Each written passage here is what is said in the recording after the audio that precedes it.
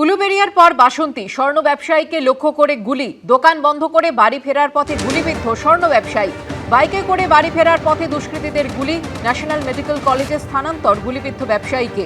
উলুবেড়িয়ায় ঘটার পর বাসন্তীতে ফের স্বর্ণ ব্যবসায়ীকে লক্ষ্য করে গুলি চালানোর ঘটনা ঘটল। দোকান বন্ধ করে বাড়ি ফেরার পথে গুলিবিদ্ধ হন স্বর্ণ ব্যবসায়ী। বাইকে করে বাড়ি ফেরার পথে দুষ্কৃতীদের গুলি, ন্যাশনাল মেডিকেল কলেজে স্থানান্তর করা হয় গুলিবিদ্ধ ব্যবসায়ীকে। ও সোনার দোকানদার, তো সোনা নিয়ে দোকান বন্ধ করে দিয়ে বাড়ি থেকে আসছিল গাড়ি চালিয়ে, হঠাৎ হেদিয়া আর আমঝাড়ার মাঝখানে ওখানে গুলি করে। আচ্ছা, ওর কাছে কি সোনা দানা ছিল? হ্যাঁ, ওটা অবশ্যই ছিল, না থাকলে আর গোয়েন্দা। সিঙ্গুরে প্রধানমন্ত্রীর মুখে শোনা গিয়েছিল ধনেখালি শাড়ির প্রসঙ্গ। এবার নদিয়ার শান্তিপুরে তাঁত শিল্পীদের নিয়ে সম্মেলন করল বিজেপি। কাটমানি সরকার বলে তৃণমূলকে তীব্র আক্রমণ শানালেন কেন্দ্রীয় বস্ত্রমন্ত্রী গিরিরাজ সিং। পাল্টা গিমিক বলে কটাক্ষ ছুঁড়ে দিয়েছে তৃণমূল। মাস কয়েকের মধ্যেই রাজ্যে বিধানসভা নির্বাচন, তার আগে কি তাঁত শিল্পীদের কাছে টানতে চাইছে বিজেপি? কারণ সপ্তাহ তিনেক আগেই সিঙ্গুরের সভায় প্রধানমন্ত্রীর মুখে শোনা গিয়েছিল ধনেখালির শাড়ির প্রসঙ্গ। আর রবিবার নদিয়ার শান্তিপুরে তাঁতিদের নিয়ে সম্মেলন করল রাজ্য বিজেপির হ্যান্ডলুম ও উইভার সেল। সেখানে দাঁড়িয়েই তৃণমূলকে তীব্র আক্রমণ শানালেন কেন্দ্রীয় বস্ত্রমন্ত্রী গিরিরাজ সিং। बिहार यूपी के लोग रोजगार खोजने आते थे, आज बंगाल के लोग केरल और तमिलनाडु जा रहे हैं। ये टीएमसी की सरकार केवल कट मनी की सरकार है और हमने तय किया है कि आने वाले दिन में बंगाल में हमारी सरकार बनेगी और वीवर की आमदनी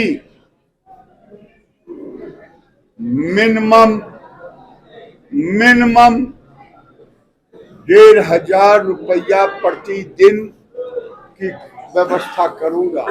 हम 60 वर्ष से ऊपर के हैंडलूम वीवर को पेंशन भी देने का काम करेंगे।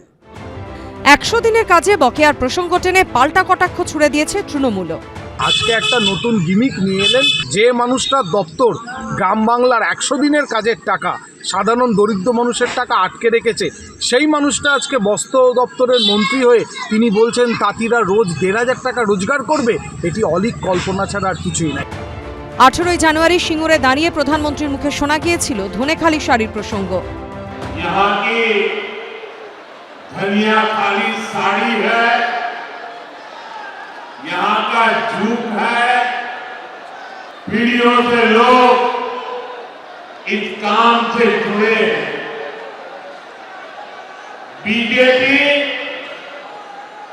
One district one product scheme के तहत हर जिले के ऐसे प्रोडक्ट को प्रोत्साहन देगी। আর এবার শান্তিপুরে গিয়ে তাঁতিদের পাশে দাঁড়ানোর বার্তা দিলেন কেন্দ্রীয় মন্ত্রী।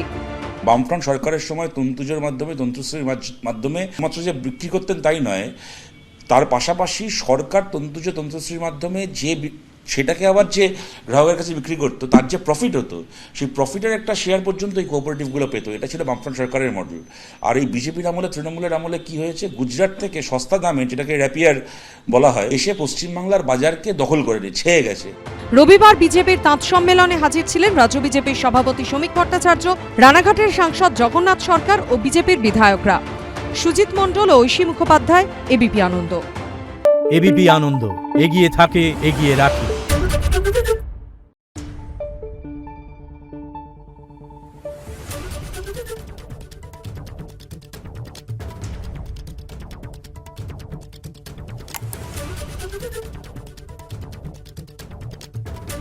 Thank you.